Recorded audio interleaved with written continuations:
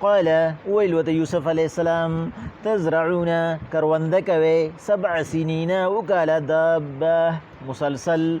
فما حسدتم هر کله چې لو کوي تاسو فصل خپل فزروه فی سنبله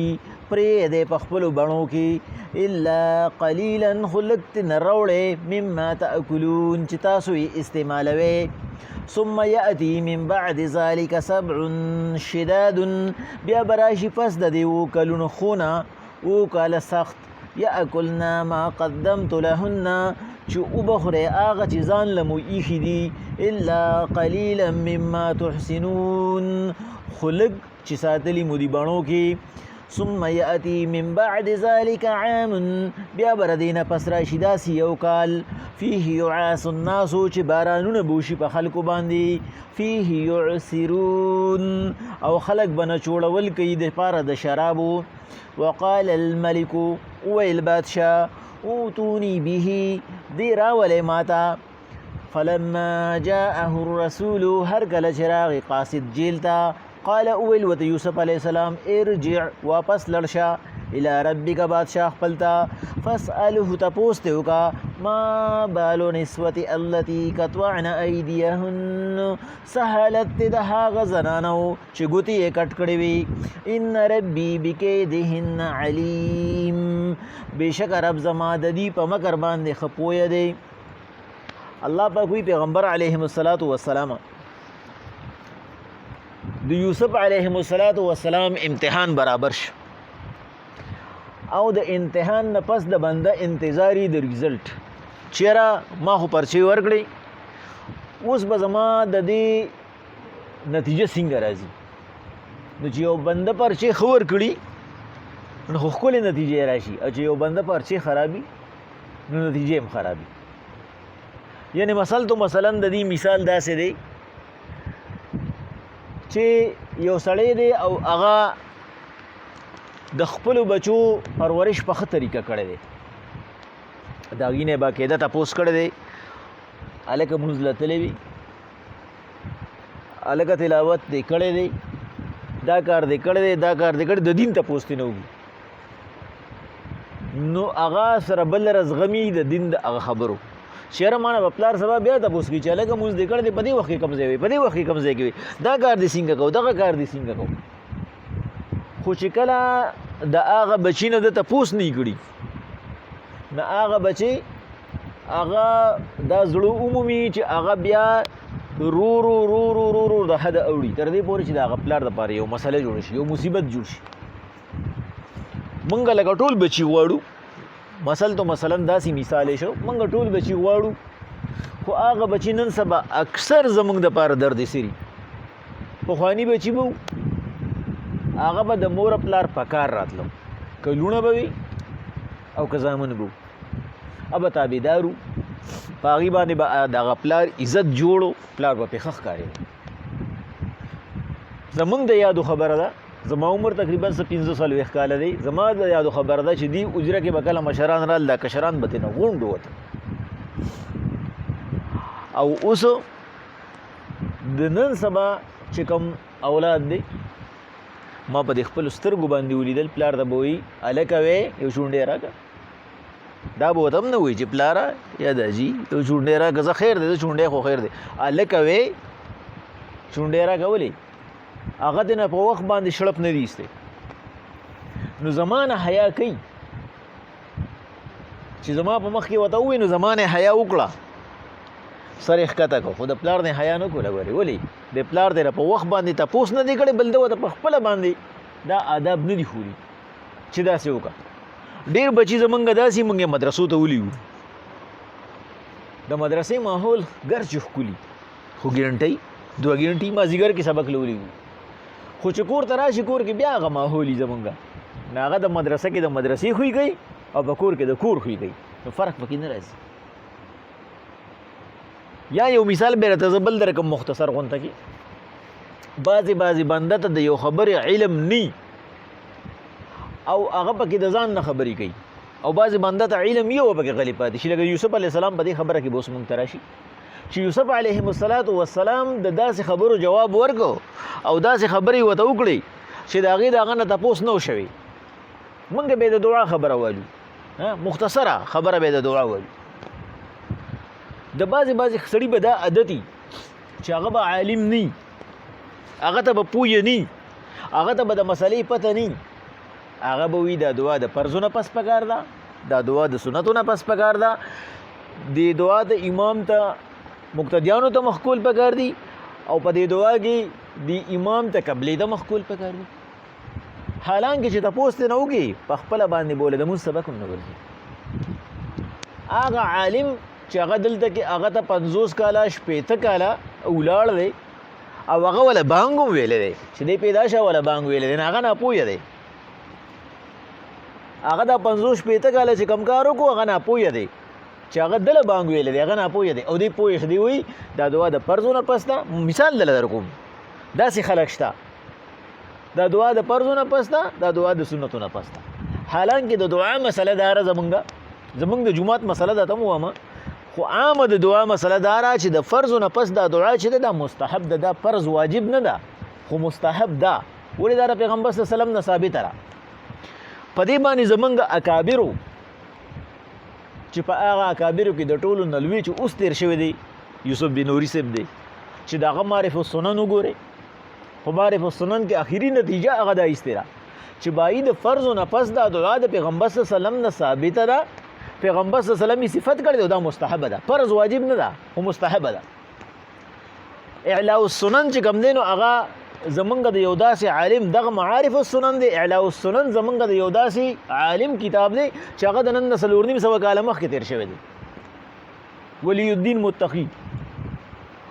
هغه هم دا وایي چې بایی دا د عبدالله ابن عمر،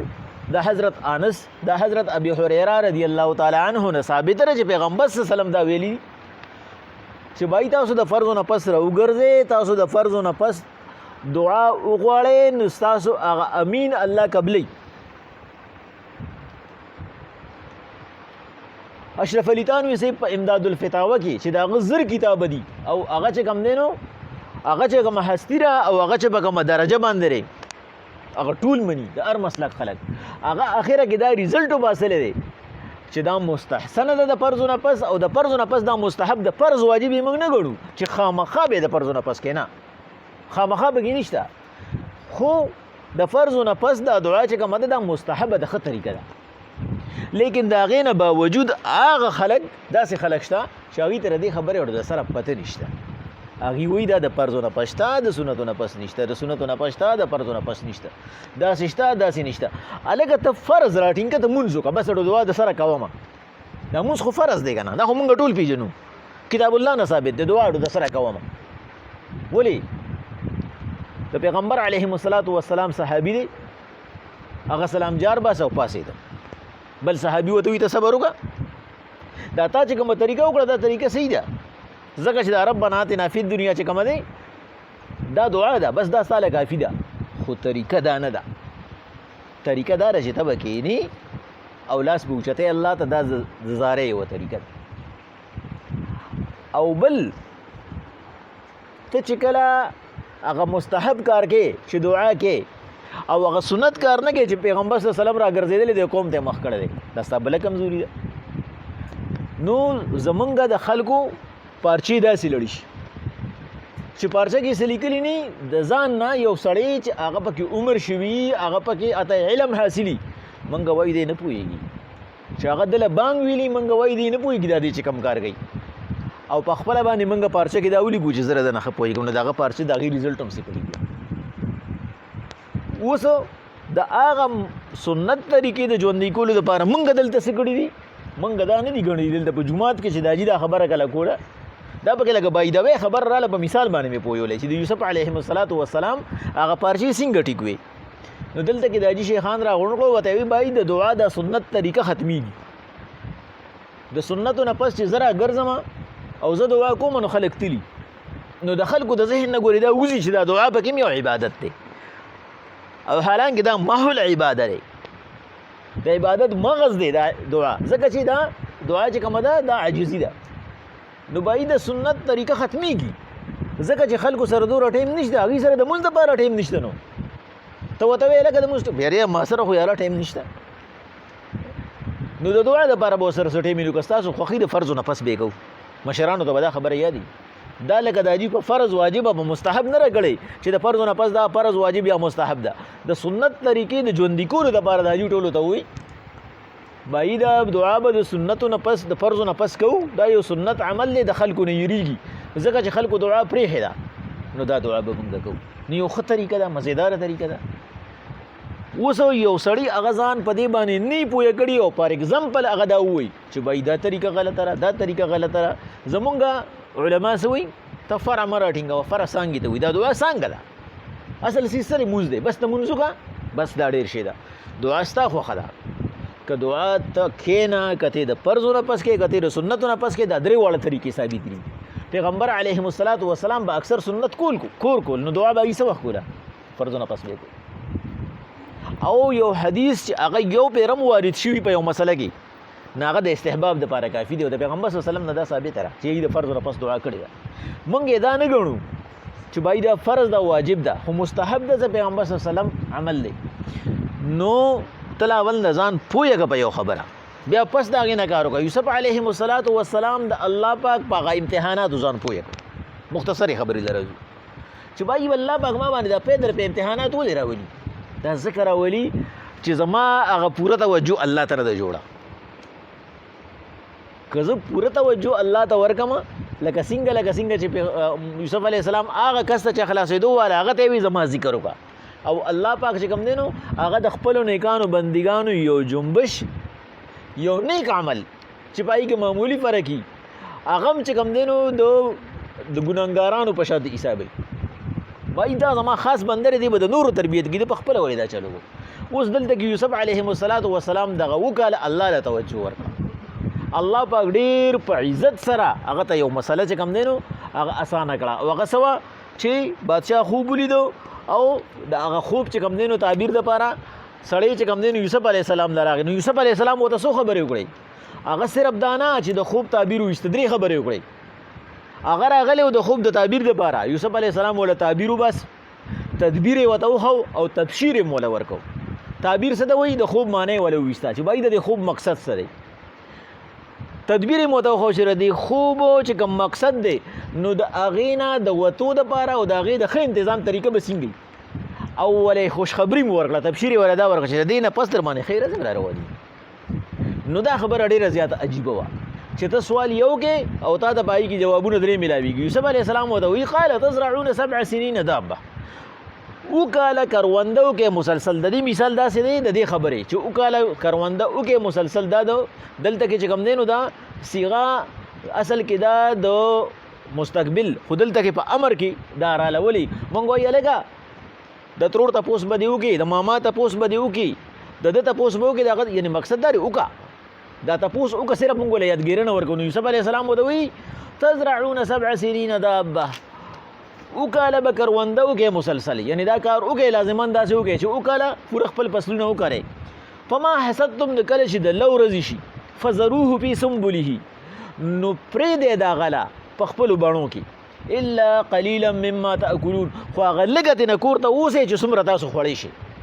ځکه چې د دې د خپل بڼو مثال داسې دی لکه د فرج چې فرج کې یو شی نه خرابېږي ته پکې د څو ورځو ترکاري ساتې دکه شان دی په دې کې دې باندې چینجز پکې نه لګي ثم یأتی من بعد ذلك 7 شداد بیا به د دې نه پس راشي په تا باندې په تاسو باندې 6 کلونه سخت یاکلن تاسو به وخورئ دلته کې دا داسې معنی راځي چې وبخوري دا کلونه ما قدمت لهن هغه چې تاسو مخکې ساتلي یعنی د کلونو لکه څنګه دې مثال داسې دی موږ ویل لکه 3 پلیټ یې ووالو نو څو پلیټونه نه خوري خو د پلیټونو نه مقصد په پلیټ کې هغه موجود څیزي نو دلته کې الله وایي دغه کلونه به وخوري یعنی تاسو به دغه کلونو کې د مخکنو کلونو هغه ټوله غله وخورئ الا قلیلا مما تحسنون خو هغه چې تاسو ځان له محفوظه کړې ده چې بڼو کې هم کومه پرېښي اکه به تاسو ته پاتې شي باقي به تاسو خلاصه کړئ ځکه چې نوې به نه راځي بس صرف تاسو چې کوم ځان له سټور کړه ذخیره هم کړه هغه به پاتې شي ثم یأتی من بعد ذلك عام بیا به د دغه 7 کلونو نه پس 8م کال داسې راشي یعاس الناس چې په هغې کې به بارانونه وشي په خلکو باندې وفیه او په هغې کې به یرسرون خلک خړوب شي. یو معنی چې کوم دی نه هغه تفاسیر دا کړی ده خړوب شي نه مقصد دا خلک به سیراب شي، او دویمه معنی دا کړی ده دا د احصار نه دی، احصار ویل شي نه چوړولو ده. خلک به د شرابو دپاره انګور نه چوړ کي، دومره عرصه به فراوانه شي، دومره عرصه به ډېر تیر شي چې خلک به چې کوم دی نه ښه پوره ته ورباندې په خوشحالو باندې سر شي. وقال الملک اوتوني به. کله چې قاصد راغی بادشاہ ته خبره وکړه بای مالې تعبیر وایسته چې د دې نه مقصد چې کوم دی نه هغه دا دی چې په تاسو باندې کلونه ښه را روان دي او دا اوس چې کوم دی دا قحط را روان دي، بیا راله تدبیر ومخو چې دا چې کوم سخت کلونه راشي په دې کې به څه چل کوي، او بیا راله زیر م راکړو چې د هغې نه پس در باندې ښه وخت هم را روان دی چې دا سختې تېرې کې. نو بادشاه ورته وی اوتونې به دا کس مال راولې، زما خو داسې کس پکار دی دا ما سره چې کوم ناست دي دا خو ډوډۍ خلاص دي ټول دی خو دا ګډوډ خوب ته وګوره هغه وله کومه معنی وویسته کومه طریقې وله جوړه کړه او څومره لویه خبره په دې کې پرته وه. نو اوتوني به دکه کس مال راولې. فلما جاءه الرسول هر کله چې هغه قاصد واپس راغی قال کوم خوا راغی جیل ته راغی. قال یوسف علیه السلام ورته وی ارجع الی ربک. یوسف علیه السلام ته یوسف علیه السلام راځه، او په دې کې تفاسیر لیکي چې هغه یوسف علیه السلام له پوره پروتوکول ورکو، ښه پوره وی آی فی طریقه باندې چې کوم دی نو پسې فوجان راولېږلو چې تا مونږ واپس بوزو. یوسف علیه السلام ورته وی نه ارجع واپس شه الی ربک خپل بادشاه ته فاسأله د هغه نه تپوس وکړه ما بال نسوتې څه حالت دی د هغه ښځو التي قطعنا ایدیهن چې ګوتې کټ کړې وي. لغونته کې تپوس وکړه ته څنګه بادشاهي، ته صرف د حکم چلولو دپاره، ته صرف د خپل عیش معاش دپاره که نه د خپل رعایم تپوس کې. د بادشاه خدا کار دی چې د خپل رعایه به تپوس کوي. نو تا چاته تپوس کړی دی چې بھائی ستا په دې بادشاهۍ کې ښځو ګوتې کټ کړې وې لاسونه یې کټ کړي خبر شوی دی د هغې لږ تپوس وکړه. بیا پس د هغې نه زما نه تپوس وکړه چې زه په څه حالت کې راغلی یم. یعنې مقصد ته نه سره پیغمبر صلی الله علیه وسلم دلته کې یو ډېره ښکلې خبره یو حدیث مبارک دی، خو ټولې خبرې ښکلې دي خو د هغې لکه د عاجزۍ هغه تواضع پیغمبر صلی الله علیه وسلم وایي دا دوره جیل او قید که ما تېر کړی وي او ما ته دا قاصد راغلی وي زه به ورسره په هغه سات را روان شوی وم. دا د پیغمبر صلی الله علیه وسلم تواضع ده. یعنی یوسف علیه السلام بڑائی بیانی چې وکاله تېر کړو دوره سخت یې تېر کړو، جیل خو د سیل سپاټي ځای نه دی، او بیا هم څه کوي د خپل ځان نه الزام لري کوي چې اوس به خلک وایي چې بھائی دا سړی خو چې کوم دی نو جیل ته تللی او د جیل نه آزاد شو. واقع دی چې کوم دی نو ګنهګار و چې دا دوره جیل وخوړو، او چې ګنهګار سړی بیا په دغه باندې کینی په کرسۍ باندې کینی نو بیا خلک هغه ته څه نومونه دي او د خلکو د هغه په باره کې څه نظریې او د هغه خبرو ته بیا خلک څه وایي هغه بیا خپل سیټ نشي ساتلی چې بدنام شي بیا خپل سیټ نشي ساتلی. نو یوسف علیه السلام لاول نه ورته ویې لاول نه زما براعت وکړه دا ښځو نه تپوس وکړه چې بھائی وجه څه وه زه په څه باندې راغلی ما چې خلکو ته پته ولګي چې بھائی زه بې ګناه راغلی ما. نو که د هغې نه پس بیا زه خلکو ته یو خبره کوم په ټولو په ما باندې اعتمادي په دې وجه ورته یوسف علیه السلام وویل چې ما بالا نسوتې التي قطعنا ایدیهن. لږ تپوس دې نه وکړه چې دا ښځو نه تپوس وکړه چې ګوتې ولې کټ کړې وي. ان ربي بکیدهن علیم، زما رب د هغې په مکر پویه دی. خو چې اوس عوامو ته پته ولګي چې خلکو ته پته ولګي چې ګناه د چا وه، او بل بادشاه ته دا پیغام ورګولو چې په هر چا دومره آن دا اعتماد مه کوه، په خپله باندې هم لږ مونیټرنګ کوه، په خپله باندې هم لږ ګوره. لکه یو پلار چې کوم دی نه هغه مشر زوی د خپل کور په حواله کي نه خو په خپله باندې علي کې خو په خپله باندې چې کوم دی نو په ټره پره کي نه هغه به د نورو څه خیال وساتي، نه هغه پلار له پکار دا دي چې په خپله باندې هم بعضې وخت کې د هغه مونیټرنګ کوي چې بھائی د ما د هر څه پرېښي دي د دې پکې څه کوي. نو په دې وجه هغه بادشاه ته دا وایي چې بھائی دا خو هر څه اعتماد په وزیرانو کړی دی، خو د دې وزیرانو دې هم بعضې وخت کې تپوس کوه چې دا وزیران څه کوي. الله پاک پې عالم دی، خو چې خلک هم په دې خبره باندې پوه شي چې یوسف علیه السلام بې ګناه بې ګناه دوره وخت تېر کو، او اوس پس د هغې نه چې کوم دی په عزت په طریقه باندې ته ما راوباسې، نو پس د هغې نه چې ته ما ته کومه ذمهواري په حواله کې هغه ذمهواري به زه په احسن طریقه باندې سرته رسوم. بسم الله الرحمن الرحیم. قال تزرعون 7 سنين دابه ویل ورته یوسف علیه السلام کرونده وکړئ او کاله مسلسل فما حصدتم کله چې لو کوئ فذروه پرېږدئ فی سنبله دغه غله په خپلو بڼو کې الا قلیلا مما تأکلون خو هغه لږه ترې کور ته راوړئ چې کومه تاسو خورئ ثم یأتي من بعد ذلك 7 شداد بیا به د دې نه پس راشي اوکاله سخت یأکلنا چې تاسو به وخورئ ما قدمت لهن هغه چې ځان لم ذخیره کړي الا قلیلا مما تحسنون خو هغه لږه چې پریښي مو په ګوجو کې ثم یأتي من بعد ذلك عام بیا د هغې نه پس به اتم کال داسې راشي فیه یعاص الناس چې مکمل ښکلې بارانونه به وشي فیه یعصرون او خلک به خړوب شي وقال الملك ویل بادشاه اوتوني به دا کس ما تراولې فلما جاءه الرسول هر کله چې یوسف علیه السلام ته قاصد راغی جیل خانې ته قال یوسف علیه السلام ورته وی ارجع واپس لاړ شه الی ربک بادشاه ته فاسأله تپوس دې وکړه ما بال نسوتې هغه زنانه په څه حال کې دي التي قطعن ایدیهن چې هغې ګوتې کټ کړې وې ان ربي بېشکه رب زما بکیدهن علیم د هغې په مکر ښه پویه دی قال اویل یوسف علیه السلام تزرعو